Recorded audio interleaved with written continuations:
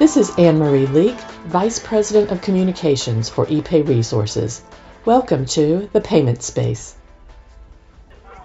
I'm pleased to welcome David Watson, President and CEO of the Clearinghouse, to the Payment Space podcast brought to you by ePay Resources. This is being recorded live at Notch's Smarter, Faster Payments 2024, and I'm your guest host, Peter Davey, the Payments Jedi. David, welcome to the show. Thank you, Peter. It's a pleasure to be here. So, love for you to just kind of talk to our listeners about what your organization really is focused in on, what does it really do, and how is it driving the payments industry forward? Thank you, Peter. Yeah, I mean, the Clearinghouse has been around for 170 plus years, and really what it does today is the same thing it's done since then. It helps institutions settle transactions and try and do so in the most efficient, effective, and risk-reduced manner. What we focus on today is we are the private side of a competitor vis-a-vis the Fed services, offering real-time payments. Our RTP network we launched 6 years ago. Our CHIPS wire business that processes around $2 trillion a day. We also run around 50% of the ACH payments over our EPN product. And on top of that, we also do check image clearing with around 27% market share. So, speaking of RTP, TCH celebrated some major milestones recently related to the growth of RTP, including 1 million transaction days in Q1 of 2024. What are you normally attributing that growth to? It's a great question, Peter. I mean, Q1 was indeed a record quarter overall. 76 million transactions in the quarter itself, around 42 billion worth of US dollars processed over the instant payment network. Not only records for the network, but for the country in terms of number of instant payments processed. And the real growth areas we've tended to see, or the most aggressive growth areas we've tended to see, can kind of be broken down into sort of 3 or 4 main categories. The first has really been around wallet defunding, so the sort of when you load up any type of wallet in the industry and how you then want to extract the funds from that. The second I'd probably highlight is the earned wage access or instant payroll, the idea that you can finish your shift at McDonald's, clock out, and then the system will actually process with their fintech partner how to get your paycheck into your bank account minutes after you finish that shift, rather than waiting for a more traditional payroll cycle, which is very important for certain types of service industries, gig economy, and different types of entrepreneurial mechanisms, and really shows that great link for me between the corporates, the fintechs, and the banks and the clearinghouses infrastructure.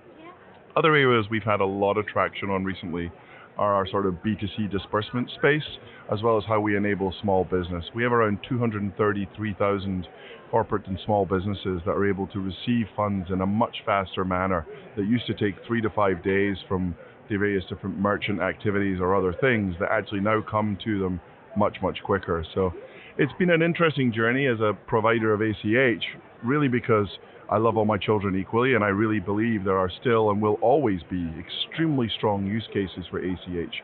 We're here at NACHA, and I think that shows that, the attendance, the passion, the belief in ACH, but there's also use cases for real-time payments. And for us as an industry, it's about honing in really where things are most fit for purpose and where they make the most sense to run on what rails.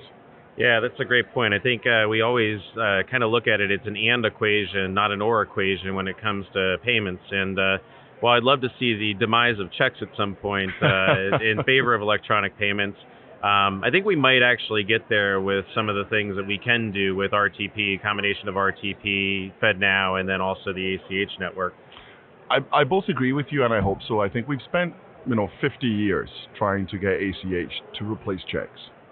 And I honestly believe we'll probably have the checks out of our grandmothers' and grandfathers' hands before we'll get them out of the large corporates' hands. They are the major culprit of the volume flows now, which is a bit different than most of the other countries that had a long tail of checks. It tended to be older generations still writing personal checks.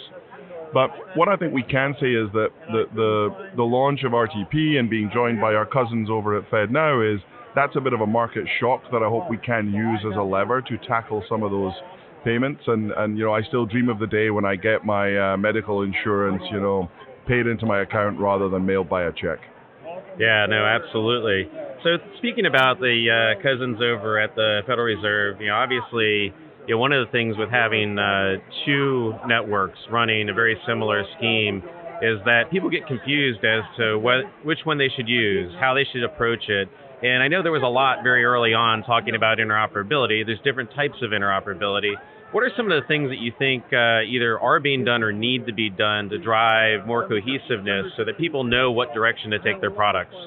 Yeah, I mean, this is one where we could take the whole conference and you wouldn't be able to stop me talking, so I'll try my best to be succinct because it's something I am incredibly passionate about.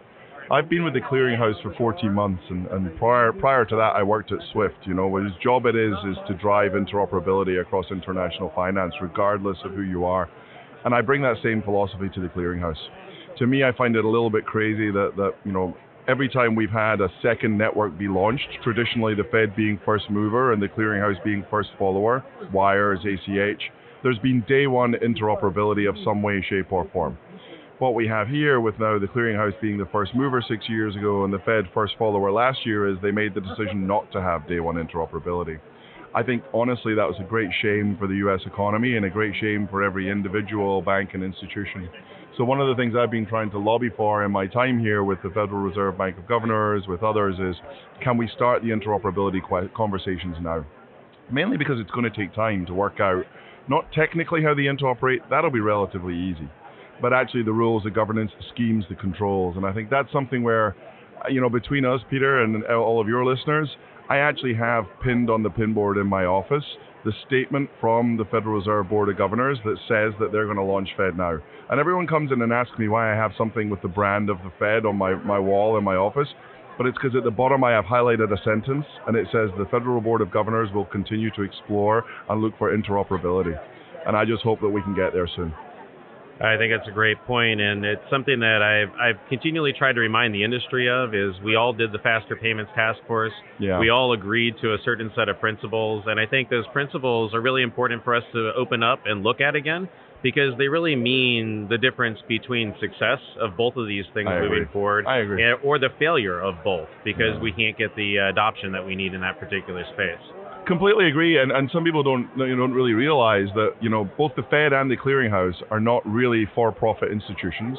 Both are the senior execs in both, myself, my peer Mark Gold of the Fed, we're paid on the success of a network and the impact to the economy.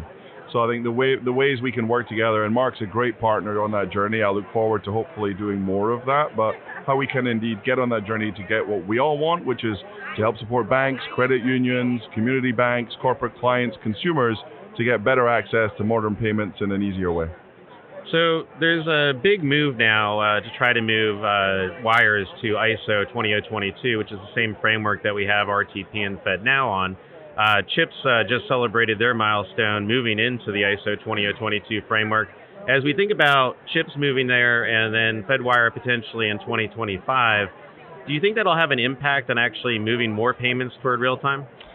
I think it is going to be a very interesting question, because a lot of the wire business we see on CHIPS actually has international legs and connotations. So obviously right now RTP and FedNow are very domestic focused.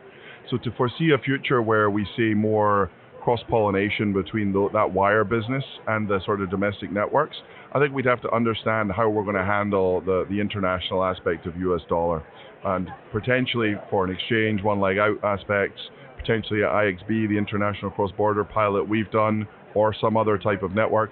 I think that'll be what's needed to really drive the view of what happens vis-a-vis wires and RTP in terms of real time. But I have a strong and passionate belief that for certain use cases, real time is needed internationally. We'll see convergence. We used to talk about how a retail payment and a corporate payment were different. Now we don't. Now we talk about the aspects and features of a payment: speed, costs, time, transparency, regardless to whether it's a $1 billion payment or a $450 payment, which is the average size on the RTP network today. So just kind of wrapping up today, so as our listeners are contemplating their journey to faster and instant payments, mostly the instant payment side, what are the one or two things that you would want to leave them with in terms of how they should prepare for that journey and think about it? That's a great question. So the first thing I'd say is that it's easier than you think. And there is a lot of noise in the market. I think particularly because there are now two providers, you end with, salespeople and others, not even just from the clearinghouse or the FedNow, but from other entities spreading a lot of fake news. It is easier than you realize to go live on our systems. And if I give RTP as an example, more than 95% of accounts in the US today are actually already technically enabled for RTP through our partners at the TPSPs, Jack Henry, Fiserv, FIS, various others. So actually the technical enablement is there. It comes down to your appetite and the ability for you to turn on your systems to receive those payments. And I always strongly encourage everyone to look at send, but receive first and send later is actually proven to be the most successful manner. And honestly, that's why 90% of my clients today are small institutions under 10 billion in assets. Awesome. Well, David, thank you so much for appearing on the show today, and really hope you have a great rest of the conference, and look forward to chatting with you again soon. Thank you, Peter. It was excellent. Thank you very much.